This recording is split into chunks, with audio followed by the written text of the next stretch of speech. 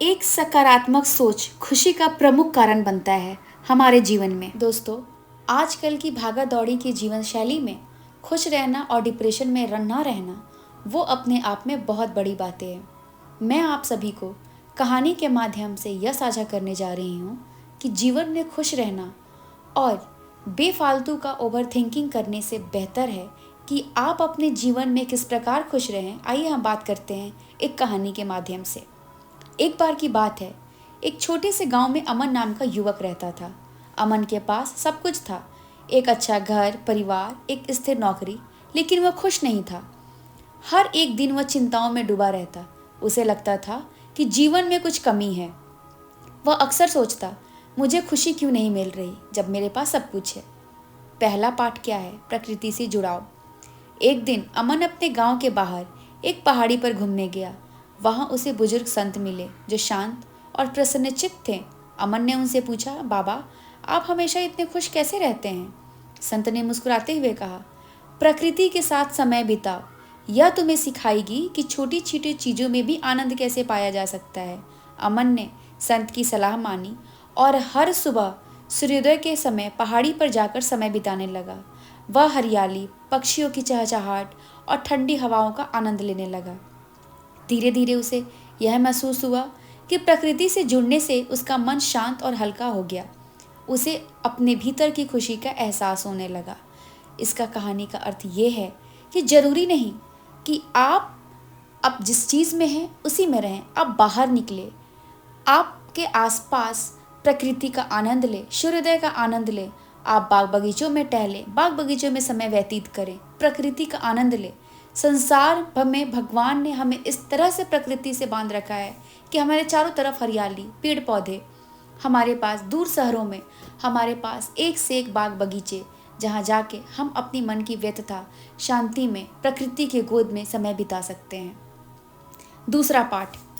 अमन अब सब पहले से ज़्यादा बेहतर महसूस कर रहा था, लेकिन संतोष अभी तक भी नहीं मिल पाया था। एक दिन संत ने अमन को सलाह दी, तुम्हारे पास जो कुछ भी है उसके लिए आभार व्यक्त करो। हर रोज कुछ ऐसी बातों के बारे में सोचो जिनके लिए तुम आभारी हो। अमन ने उस रात सोने से पहले अपनी डायरी में 5 चीज़ें लिखी जिनके लिए आभारी था। उसका परिवार, उसका स्वास्थ्य, उसकी नौकरी, उसके दोस्त और वह शांत पहाड़ी। धीरे धीरे उसने यह आदत बना ली। उसे महसूस हुआ कि जब वह अपनी ज़िंदगी की अच्छी चीज़ों पर ध्यान केंद्रित करता है तो उसे और चीज़ों में भी सकारात्मक दिखने लगती है। वह अपने आसपास की छोटी छोटी खुशियों को महसूस करने लगा। तीसरा पाठ। दूसरों की मदद करना। अमन का मन अब पहले से शांत था, लेकिन एक दिन संत ने उससे कहा, खुशी केवल अपने लिए जीने से नहीं मिलती, असली खुशी दूसरों की मदद करने में है। यह सुनकर अमन ने सोचा, मैं दूसरों की कैसे मदद कर सकता हूँ। अगले दिन गांव के स्कूल में अमन ने बच्चों को पढ़ाने का काम शुरू किया। वह बच्चों को पढ़ाता, खिलाता और उनकी समस्याओं को हल करने में मदद करता। यह देखकर कि उसकी छोटी छोटी सी कोशिश किसी की जिंदगी में बदलाव ला रही थी, अमन के दिल में अजीब सी खुशी और सुकून आया। उसने महसूस किया कि दूसरों की सेवा करने से उसे खुद भी खुशी मिल रही है। सेवा और मदद का मतलब यह नहीं होता आप किसी की हजारों करोड़ों में मदद करें। वह खुशी तब मिलती है जब आप किसी के साथ एक छोटा सा हाथ काम बटा के करें, किसी को बातों से खुश करके करें या किसी प्रकार से मदद करके करें। तो हमेशा मदद पैसों से भी नहीं, आप हर एक रूप से किसी इंसान की मदद करके आप खुद को वो खुशी प्रदान कर सकते हैं। चौथा, स्वस्थ जीवन शैली। अमन ने संत से एक बार फिर सलाह मांगी और संत ने कहा, तुम्हारे शारीरिक स्वास्थ्य का ख्याल रखना भी खुशी के लिए महत्वपूर्ण है। एक स्वस्थ शरीर में ही स्वस्थ मन का निवास। अमन ने रोजाना दौड़ने, योग करने और पौष्टिक आहार लेने की शुरुआत की। व्यायाम से उसके शरीर में ऊर्जा आई और मन भी सकारात्मक रहने लगा। अब वह तनाव मुक्त महसूस करने लगा और खुशी को अंदर से महसूस करने लगा। इसका अर्थ यह है कि आप कितने भी दुखी हों, डिप्रेशन में हों, लेकिन एक वक्त के बाद आपको इन चीज़ों से बाहर निकलना है, अपने शरीर पर ध्यान देना है, अपने स्वास्थ्य का ख्याल रखना है। आप नाराज़गी में आकर अपने शरीर को काफ़ी चोट पहुंचाते हैं। जिस प्रकार आपको अल्कोहल लेना, दारू पीना, चीज़ें करना, जो चीज़ आपके शरीर के लिए बिल्कुल भी सही नहीं है, लेकिन यह आप गुस्सा अपने शरीर पर निकालते हैं, किसी और पर नहीं, जो कि बेहद गलत है। भगवान ने आपको एक ऐसा वरदान दिया है, मनुष्य का शरीर दिया है, जिसे आप इस जीवन में, आप इस पृथ्वी पर भोग सकें, लेकिन आप उसको व्यर्थ करते हैं अपने आप को कष्ट पहुंचा के, तो आप बहुत गलत कर रहे हैं। 5वां, वर्तमान में जीना। एक दिन अमन ने संत से पूछा, बाबा, मैंने सभी चीज़ें की, फिर भी कभी कभी मुझे चिंता सताती है।